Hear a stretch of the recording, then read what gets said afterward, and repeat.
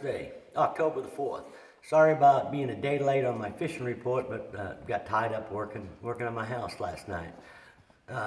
Lake level's about 912 and a half, about 3.5 feet below normal pool.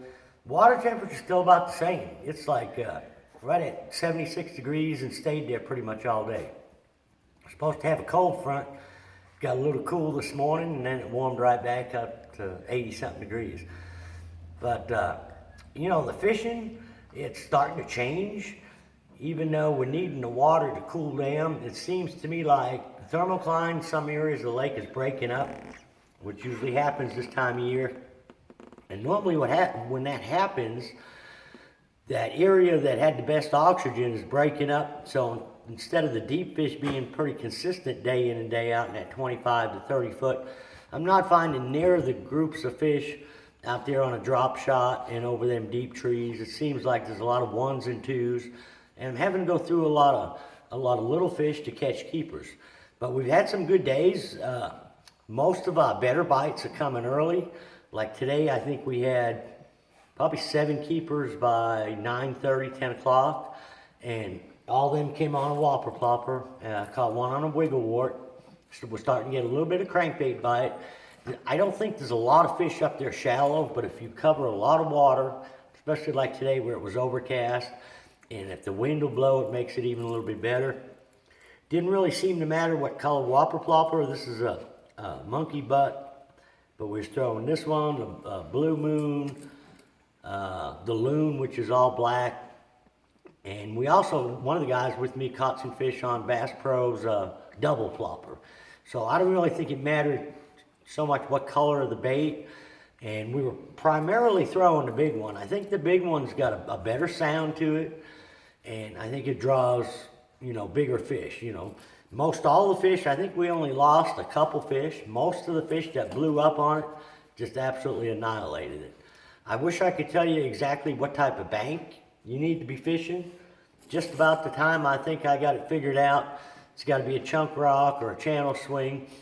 I'll fish a half mile of that, and the next place I'll get bit will be on flat gravel. And we really had some decent real nice smallmouths too. And some of them were on, real flat points where you might only be setting in 6 to 8 foot of water and, making a cast as long as you can cast towards the bank. So, some were on real flat banks, some were on steeper banks. We pretty much just put the trolling motor down this morning and we started at the mouth of a creek, and we fished as far back in as we could go. And we got bites out on the main lake, and we got bites as far back in as you could go. Like I say, not a lot of them.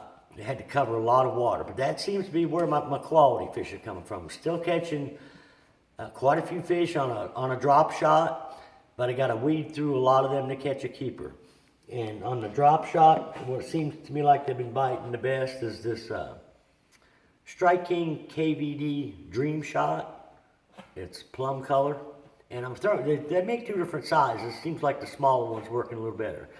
And the Chomper's brown purple laminated. This one, Dream Shot, seems to be outproducing this one.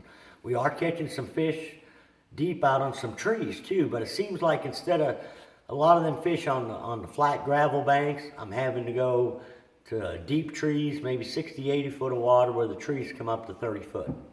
And, a lot of times too, if you're out there and you see a group of fish come up schooling, or 4 or 5 fish just come up for a second in the middle of nowhere, a lot of times you think, what are them fish doing out there in the middle of nowhere? But if you go over to where them fish came up, we did that today, and we found a good group of fish. Only a few of them came up, but the majority of them stayed down. There was a big school of fish down there. We caught them on a drop shot and a spoon. But normally when that happens, there's deep trees there, and them fish are hanging in them deep trees. Shads got active, and the fish push them up the surface. So if you see that happen, especially if you're somewhere, fishing somewhere and you see it happen once or twice, don't be afraid just to idle over there, put the trolling motor down, look on your electronics. Normally you'll see some fish suspended in that 20 to 25. When we first got over to this one group, it seemed like there were about 10 or 12. So we took a 3/4 ounce spoon, casted it into them, let them drop about 8 or 10 feet, worked it through there and caught some fish that way. But on the jig and this big shaky head, and I'm throwing either a 5/8 or a 3/4 ounce. It's a homemade football shaky head. Normally I throw green pumpkin magnum finesse worm on it, but I've had the same guys for the last 2 or 3 days, so he said, well, they're biting that lamb drop shot worm. Let's throw a lamb, this is a Bass Pro, I think it's called a Sticko. And he outfished us on this today, and basically it was a red shad. You know, normally I throw green pumpkin and watermelon, but he thought, well, heck, if they're biting the drop shot that color, why won't they bite it on the bottom? And they did. They bit it better than they did the green pumpkin and the watermelon. But for some reason, I seem to be getting more bites on the big shaky worm than I am on a jig.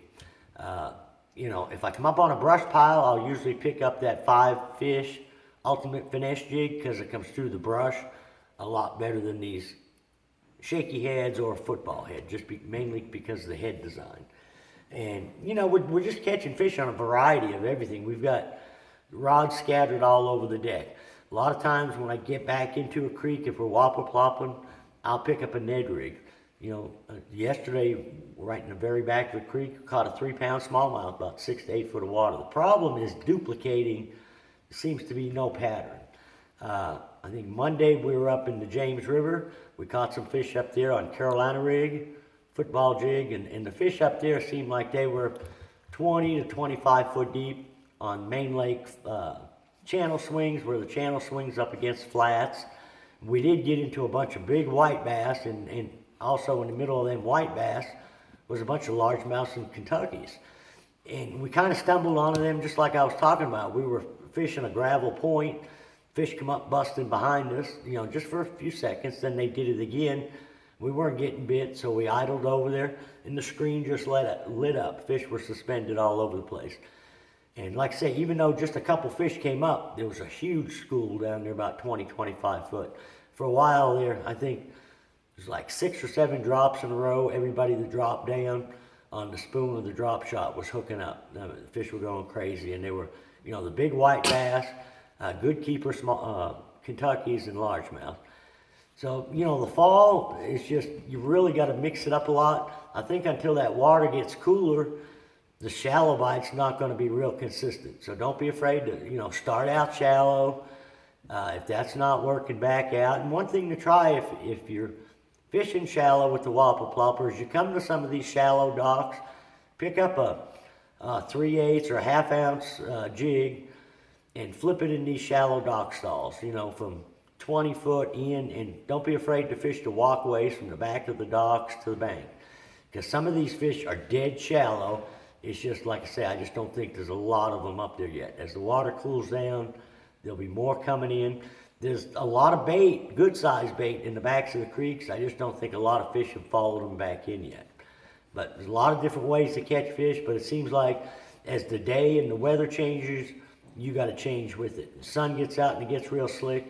I'll go to some deep docks, maybe with a drop shot or a spoon out in front of them.